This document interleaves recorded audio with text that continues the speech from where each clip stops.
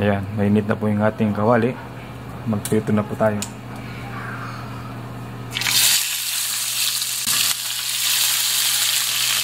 Tilapia po yan. Iniwa ko po siya ng maliliit.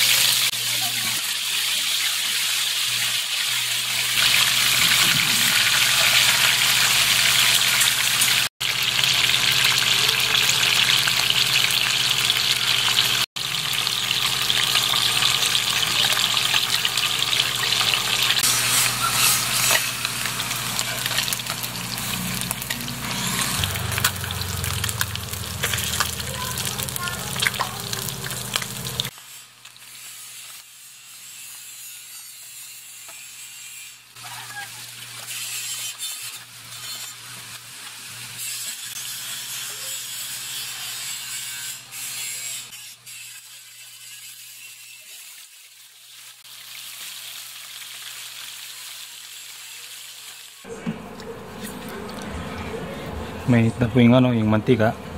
Ngayon magigisa na po tayo ng luya. Ayan.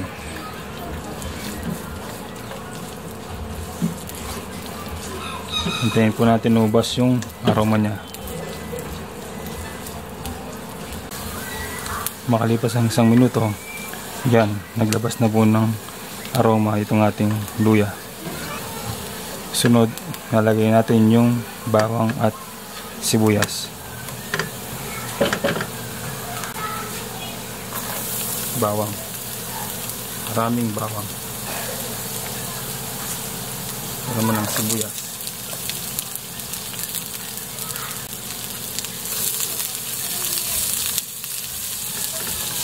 Grabe, sarap ng amoy.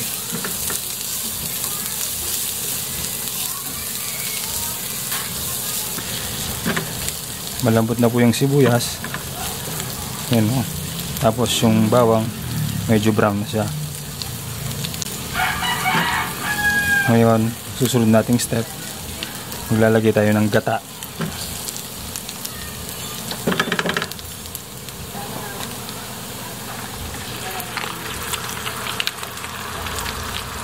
Yan ang gata. Koko. Lagay tayo ng tubig. Yan. Ang pampalasa natin ay bagoong. Yan. Ginisa na po yan. Kung wala kayong bagoong, pwedeng asin or patis. Yan. Dagdagan po natin. Yan. Maglalagay din tayo ng paminta. Yan.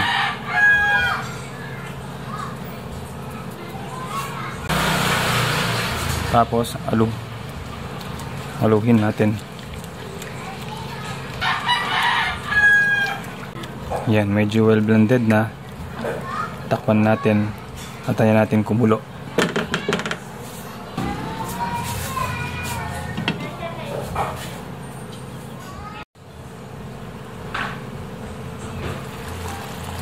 Yun, nakulo na oh.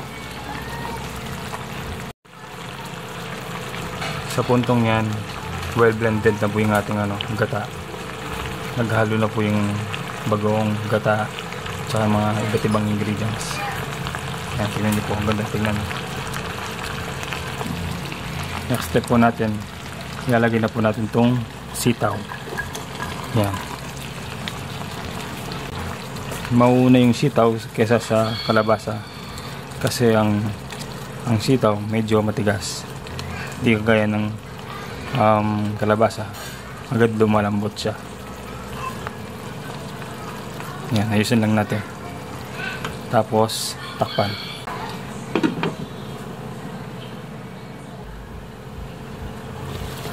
After 3 minutes, yan, ganyan na ang itsura niya. Yan o, medyo half cook na yung gulay natin. Crunchy siya. Saka ang ganda ng kulay. Sunod natin lalagay itong kalabasa. Yan. Haluin lang natin. Grabe, ang sarap oh. Ganda ng color combination ng green at saka yellow. Kakatakam. Grabe.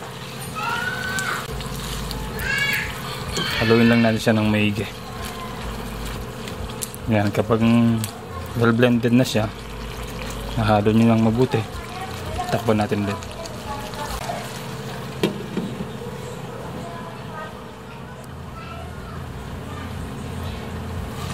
Check na natin, yun o.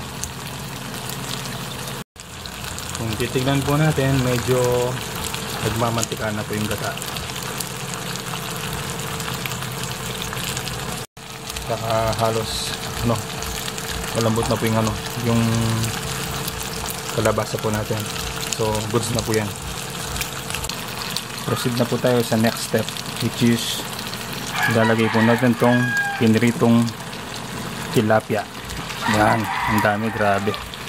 Dalawang malaki kasi yan eh. Yan o.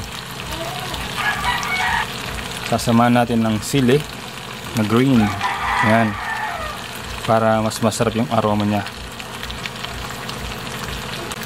Tapos maglalagay pa tayo ng gata galing kay Coco Mama. Hindi po sponsor yan. Yan o. Konting tubig. Yan. Konting shake.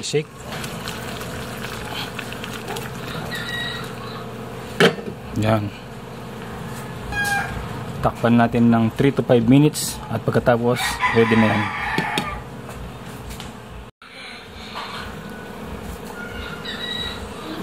Pagkatapos ng 5 minuto, yan po, check po natin.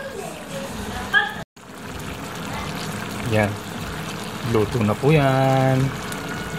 Pwede na po tayong kumain. Ihanda na po yung maraming kanin. Ihanda na rin po yung siling almoranas at saka yung patis. Grabe oh.